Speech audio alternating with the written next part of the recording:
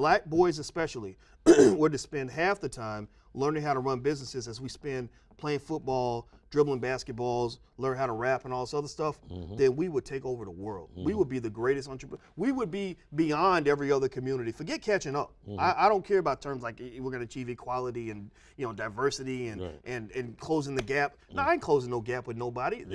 Who says, what law is there saying that I'm supposed to compare myself to somebody else or to a white man, a Jew? No.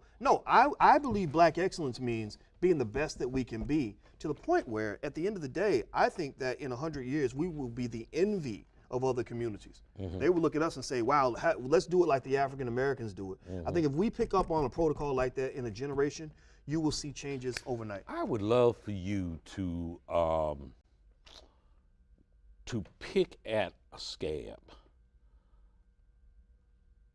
If I travel down Martin Luther King Avenue here in Washington, D.C., or any other major city, it's not too long before I see multiple Asian restaurants, Chinese, Vietnamese, Korean, whatever it might be, corner stores.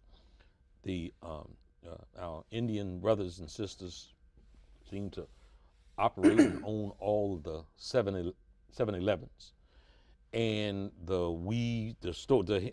a multi-billion-dollar industry that we patronize, that the black community patronizes, but is woefully short in any kind of ownership.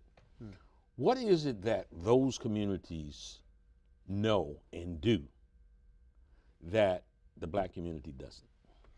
Well, there are a few things. Culture is huge when it comes to how you view business and entrepreneurship, or how you even make your money. Everybody values money. Everybody wants it, needs it for something. And so when your child comes up and says, how do I get some money?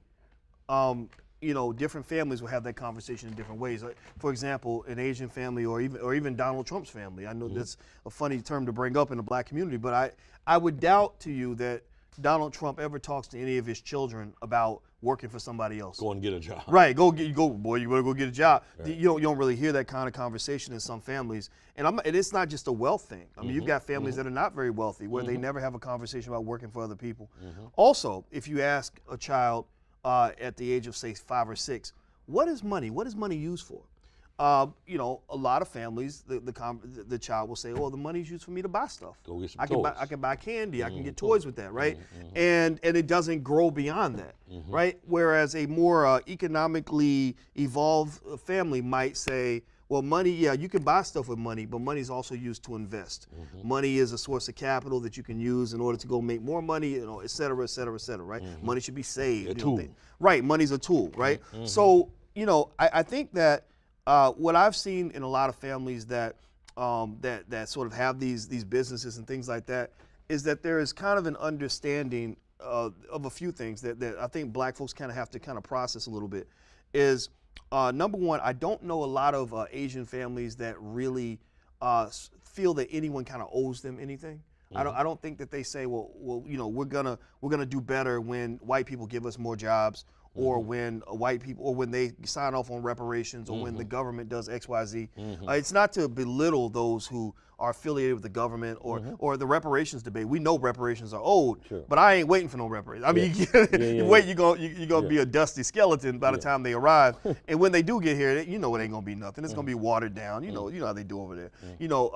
And so I think that's part of it. I think also, kind of sort of just knowing that the family is one of your most important economic centers that you have access to. Your family really can be like a bank for you. It is a bank if it's used in the right context.